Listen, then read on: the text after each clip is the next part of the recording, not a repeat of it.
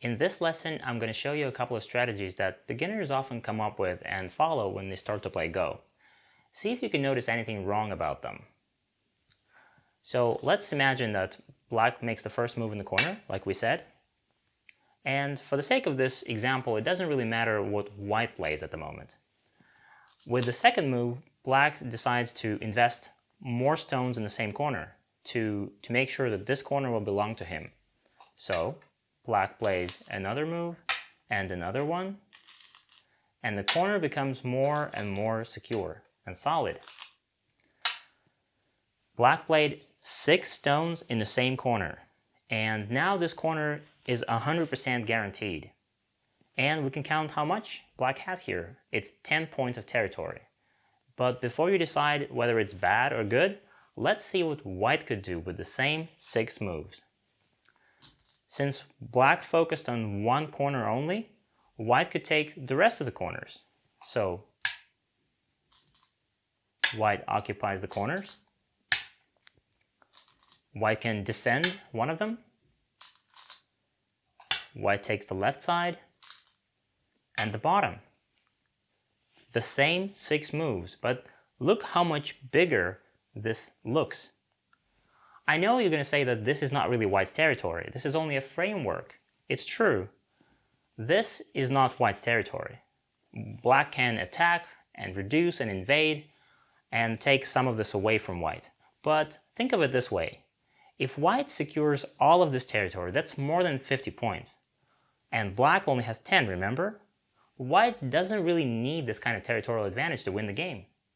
White needs only 12 points to win this game now. So even if black manages to take some of this away, let's say half, white still has 25 points left. That's more than enough to win the game. And black's territory doesn't have a lot of potential. It's going to be very difficult to develop it and make it bigger, whereas white's territory is spread out over the whole board, so white can build more easily. So trying to focus on one point of the board, be it corner or side, is not a very good decision. Now let's see another strategy, which is somewhat opposite to this one. Let's say that black says that he's tired of always playing the same moves in the corner. They seem small and insecure. So instead of this, black plays something very different. He plays further away from the corner, trying to get more. White plays normally and occupies the corner. Now, black invests another move in the same corner, but very ambitiously. Let's say like this, as if trying to say that all of this territory will belong to black.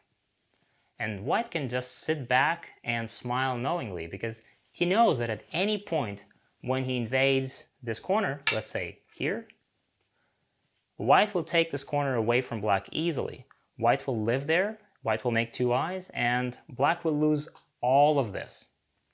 So black is trying to invest very little and gain enormous profits. It doesn't really work like this in Go. So in Asian countries, this kind of situation is sometimes called a paper tiger. So it looks very scary and dangerous, but in fact it isn't, if you know how to handle it. Trying to get too little and securely doesn't really work. Trying to get too much with few stones doesn't work either. So what do? I'm going to give you an advice which will seem a little contradictory, but try not to focus on territory at the start of the game. Forget about territory. Just occupy the empty corners, then take the sides, and enjoy yourself. Don't try to take too little, and don't try to take too much. Try to keep a balance. Develop naturally, and the territory will come. Since we started talking about what we do at the beginning of the game, I have to mention that any game of Go consists of 3 stages: opening, middle game, and end game. And they're all very different in terms of gameplay. An opening is pure improvisation where you can play anywhere and do anything with little to no restrictions. It's like a pencil sketch of a future painting where the lines of territory are not precise and not solid. They can be erased and drawn again from scratch. They can shift and change. And an opening of a game might look, for example, like this. Both players have occupied the corners and the sides, so this is the end of the opening stage.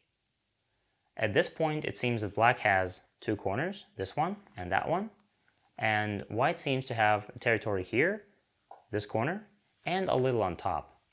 But it can all change when the middle game comes, because in the middle game, all the major combat and all territory division will take place.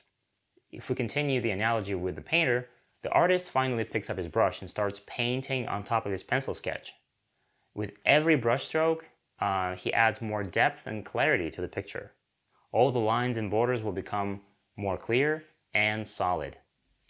In the middle game, the same game will look like this.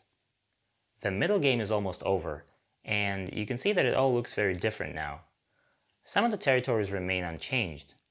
Black still has the lower right corner, and white still has the lower left.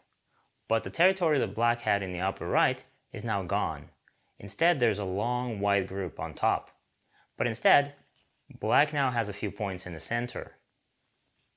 The game is about to enter the final stage, the end game, where the territory will be finalized and a winner will be determined.